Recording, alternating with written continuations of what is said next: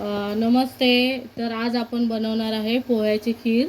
तर मी हा टोप आहे ना गॅसवर ठेवला आहे आणि त्याच्यामध्ये बघा एक ग्लास एवढं थोडं अर्धा ग्लास इतकं मी पाणी टाकलं आहे.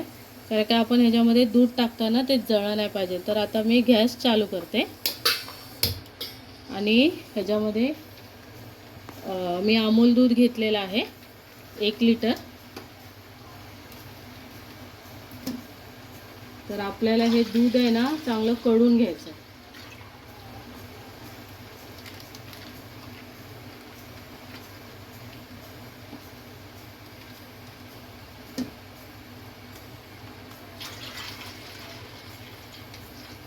मी हे थोडंसं दूध ठेवते.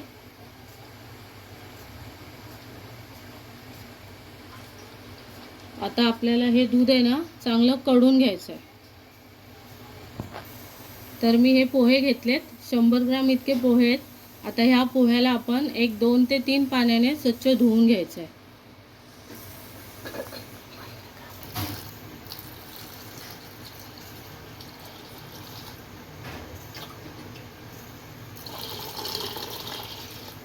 चांगलं आपल्याला स्वच्छ धुवून घ्यायचं आहे. तर मी 2 पाण्याने धुवून घेतलंय आणि ह्याच्यामध्ये हे पोहे भिजतील तितकं आपल्याला पाणी टाकायचं आहे. तर आपलं दूध कढेपर्यंत हे पोहे आपण असेच भिजत ठेवू. बघा आपलं हे दूध आहे ना चांगलं कढलेलं आहे. तर आता ह्याच्यामध्ये आपण साखर टाकूया.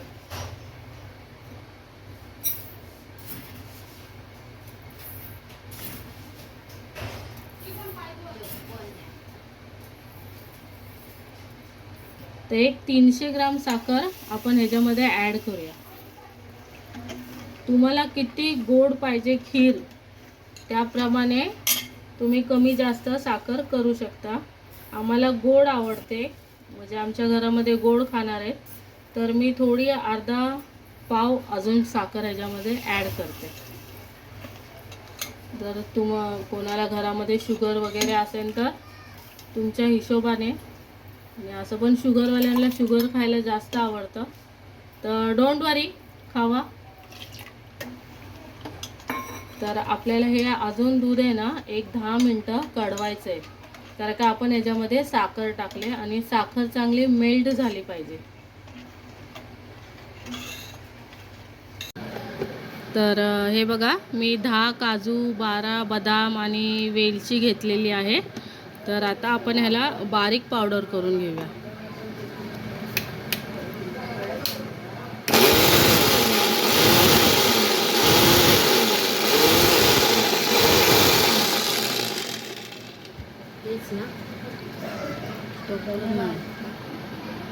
तर बघा हे मी असं बारीक वाटून घेतलं आहे. ह्याच्यामध्ये इलायची पण मी वाटले आणि त्याची साल पण आहे. तर असं टाकल्याने टेस्ट एकदम छान आणि अप्रतिम येते.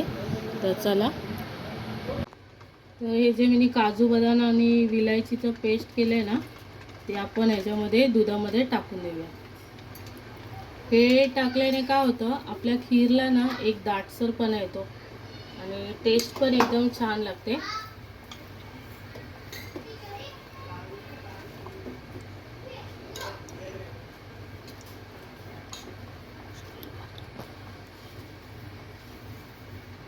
तर हे आपले पोहे जे आपण भिजून घेतलेले ते बघा मी असे मॅश करून घेतलेत त्याला चांगले. आणि आपले पोहे चांगले भिजलेले पण आहेत. तर ह्याला ना थोडं थोडं करून टाकायचं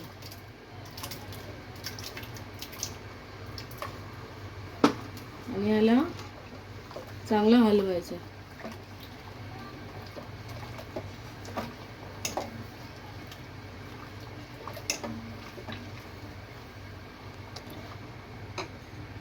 पुन्हा जे बाकी आहेत ते टाकू आपण.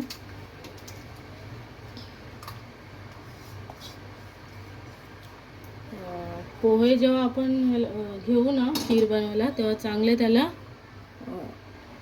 चाळून घ्या चाळणीने. कारण काय त्याच्यामध्ये काय बारीक घाण बिन असेल तर ती निघून जाते.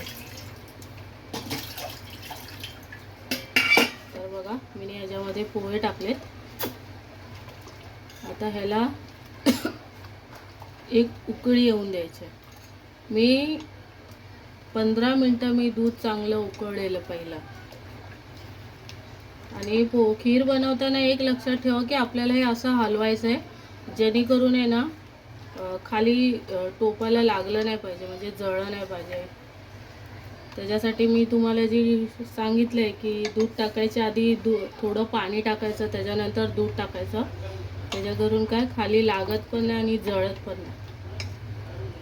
आता ह्याला एक जीव होऊन द्यायचा. तर हे बघा आपल्या खीरला एक चांगला दाटसरपणा आलेला आहे. आणि खूप लोक असे बोलतात की आम्ही खीर बनवतो तर आमचं दूध एकीकडे आणि त्यातलं काही पण तांदूळ असू द्या, नाही तर पोहे किंवा शेव वेगवेगळं होतं, पाणी एक साईडला जातं, नाही तर मग खीर फाटते. तर आपलं असं काहीच झालेलं नाही. जशी मी पद्धत दाखवली त्याच पद्धतीने जर तुम्ही केली तर माझं असं म्हणणं आहे की माझ्यापेक्षाही छान तुमची खीर, नाही तर जे काय तुम्ही खीरमध्ये जो प्रकार तुम्ही बनवता तो एकदम छान होईल. तर आता आपल्याला जी लास्टची स्टेप करायची, तर हे बघा मी काजू बदाम ना हे क्रश करून घेतलेत. काजू बदाम आणि विलायची हे मी क्रश करून घेतले. आता आपल्याला काय करायचं आहे, साजूक तुपामध्ये ह्याला फ्राय करायचं आहे. तर बघा मी हे अमूलचं घी आहे, तर आपल्याला हे ना एक चम्मच इतकं घ्यायचं आहे.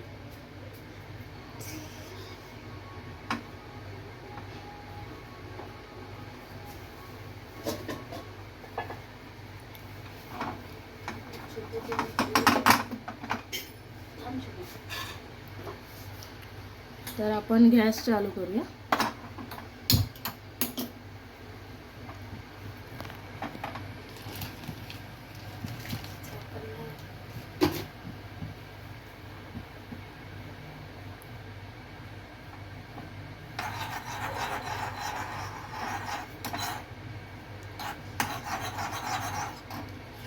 आपल्याला काय करायचं आहे, हे जेव्हा घी मेल्ट होईल ना ह्याच्यामध्ये आपल्याला जे आपण काजू बदाम क्रश केलेत ना ते टाकायचे.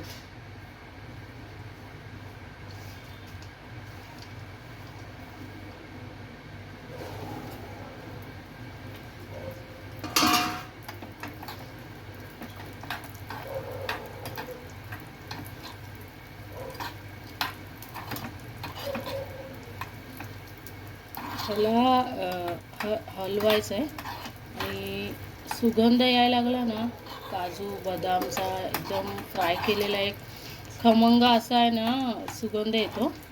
बघा थोडे लाईट ब्राऊन झाले ना की आपल्याला हे आपल्या खीरमध्ये टाकायचे.